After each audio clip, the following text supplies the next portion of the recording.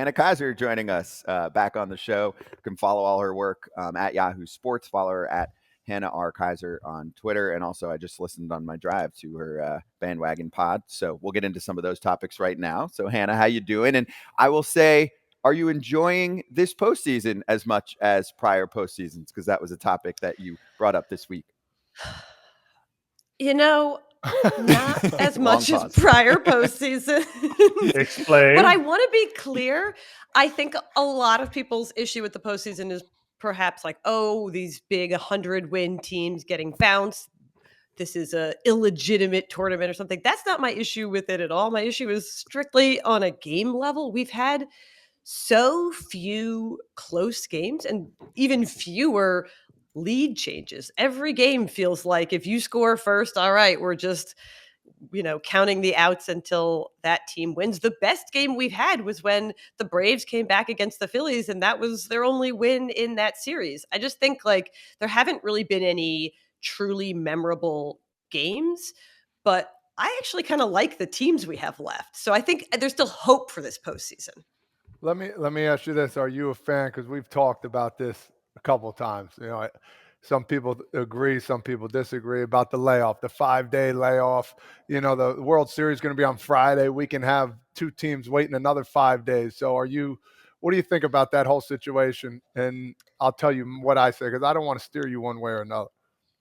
Well, I think next year, maybe we can give the top 2 seeded teams the choice. They can either take the break or they can play in the wild card if they really want to. Yes. I think I'm genuinely interested in, this is a new format. We're only in the second year. I'm sure teams are thinking critically in the offseason, in the lead up to the postseason. How can we best maximize that break so that way we get the rest, but we don't get the rust, and we get to line up our pitching, but our hitters stay on time. I'm interested to see how teams themselves develop in years going forward, their approach to that break. But I don't think the break is a hindrance to the top seeded teams.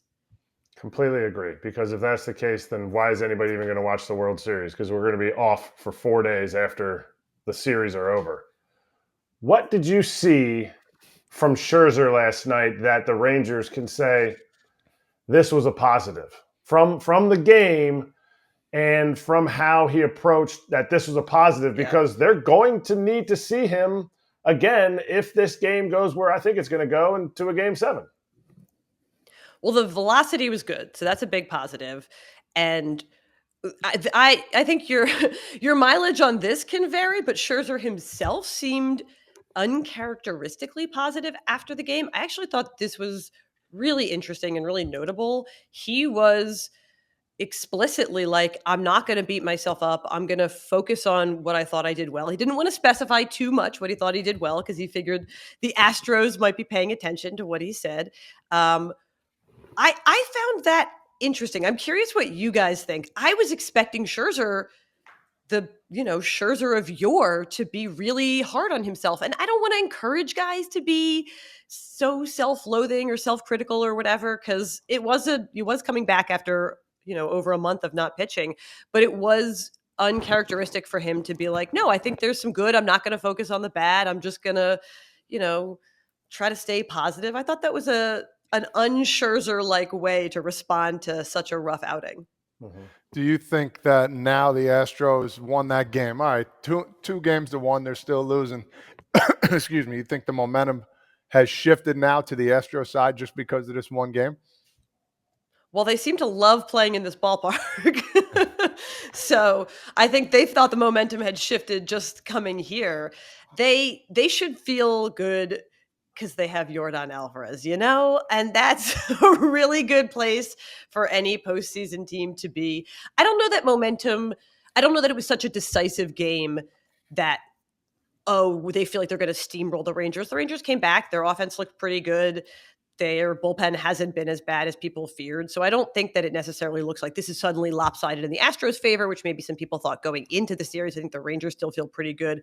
But the Astros look really comfortable batting it in Arlington. And when they're comfortable, their lineup looks really good. Both these teams are getting pretty good production out of the bottom of their lineup. When Mauricio Dubon and Leody Taveras are getting hits, I think that makes the rest of the lineup feel really good in both clubhouses. So I don't know. I think tonight, this is a dumb thing to say because of course, but it's like I think tonight will be really interesting because the Astros swept the Rangers here at the end of the regular season, and now they've won the first game. So it's like, come on, Rangers, like you got to take back a little bit of that home field advantage. You have to leverage the benefit you got sweeping or taking the first two games from the Astros in their ballpark, or else it's just, you've completely lost the advantage that gave you. You did a little piece on Jose Leclerc, diving into Jose Leclerc. Tell us something about Jose Leclerc that you were like, because he's not known. He's not known around the league for what he's anchoring a team that right now, to me, is favored to go to the World Series. He is very sweet, and his fellow bullpen pitchers say he's the quiet, relaxed one. I think bullpens tend to get a reputation of being really goofy, really rowdy. He certainly seems like more of a chill guy. I thought it was so interesting that he talked about, like, I tried to get him to say, like, did you ever picture this? I was like, okay, you're on the mound in the 9th inning. Like, can you imagine being there when the World Series ends and you guys win the championship? You'll be the guy on the mound potentially. And he was like, no, I never. He was so adamant. He was like, I never even imagined I would be in the majors. He said, growing up in the DR, I signed just for the bonus money. And I'm just, even in going into the postseason, didn't have any expectations necessarily of being their closer.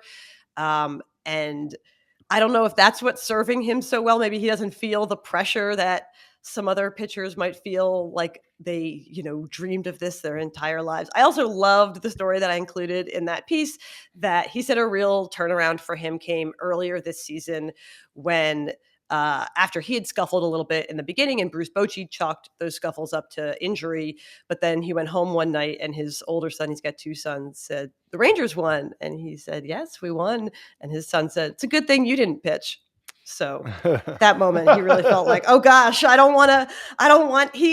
that it was his first realization that his sons understood baseball well enough to now see where he fits in, not just be excited about him, being a Major League Baseball player, but they can understand whether or not he's having a good streak or a bad streak. And he wanted to have a good streak for them.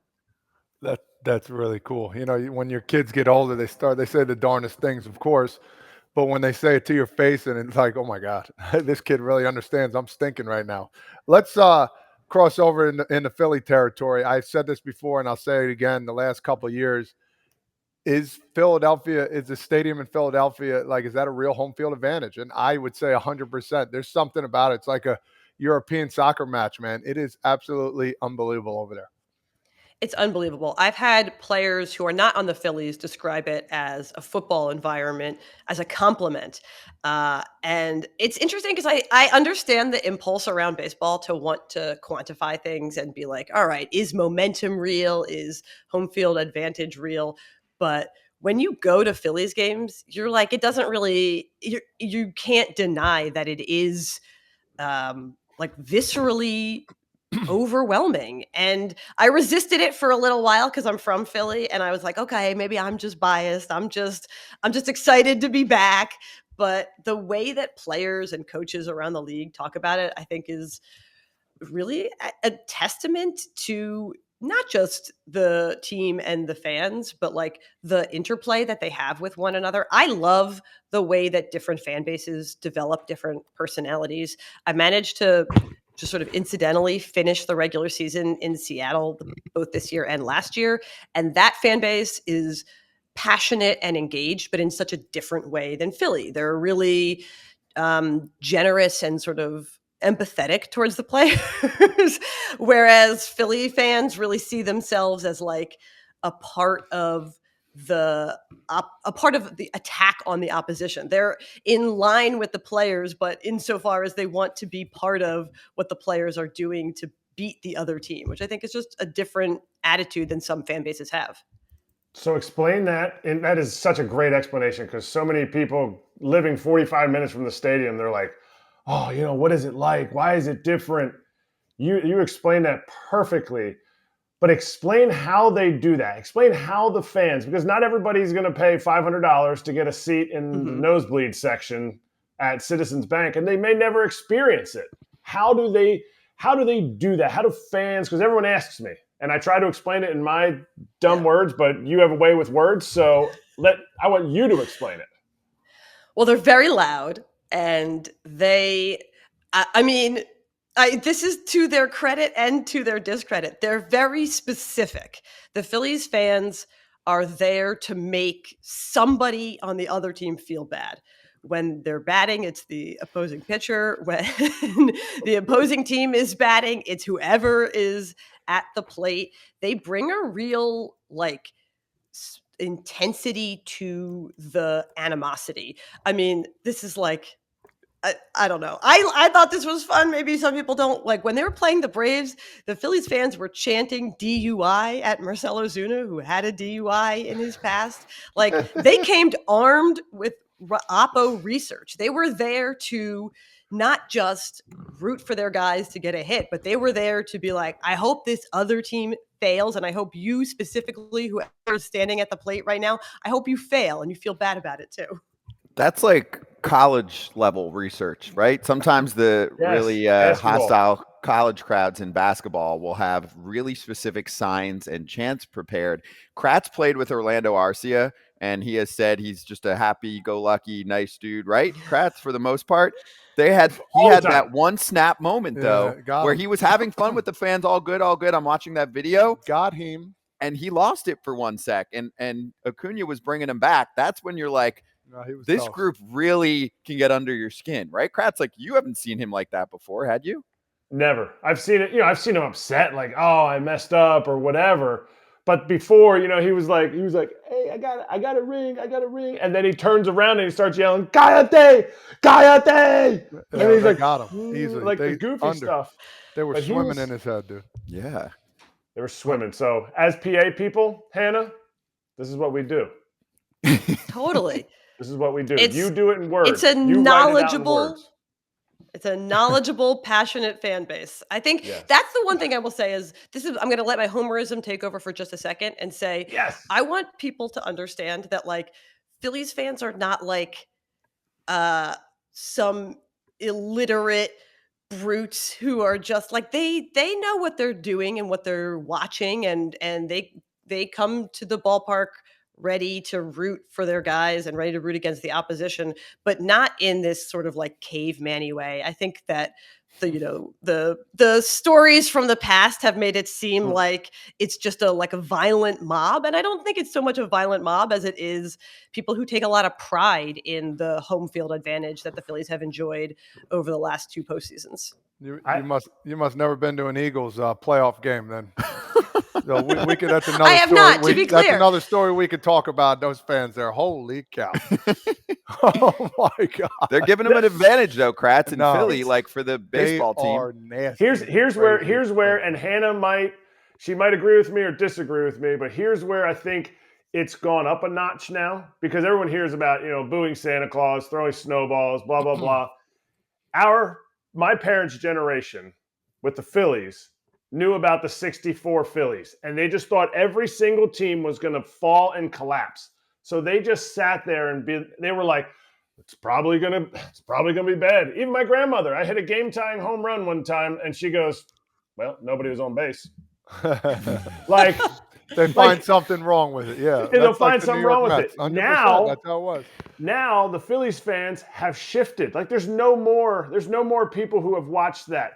Those people are not the ones going to the stadium. It's a new generation of people who take that grit that I think Philly has as fans, and now they're like, oh yeah, and we're a boss team, and our owner wants to pay, and we're about to go to the World Series again. I will say there are still some of those people, because those people are my parents, who last year would not let me put in for World Series tickets. The Baseball Writers Association of America lets us apply to get face value World Series tickets. Yep. And you have to do it before the World Series, so you don't know who's going to be in it. And I offered to do that for my parents, and they did not want that because they were so sure that the Phillies were going to let them down that they didn't want to get their hopes up that they would even be playing in the World Series. There and I was you like, go. they don't charge you if they don't go. It's okay. You can, and no. So this year I put in for the World Series tickets for my parents. So we'll find out if it was a jinx. Good for Very you. nice.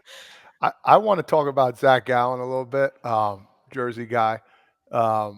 This comment here actually makes me happy because call him Pork Roll, the real name, because it is Pork Roll.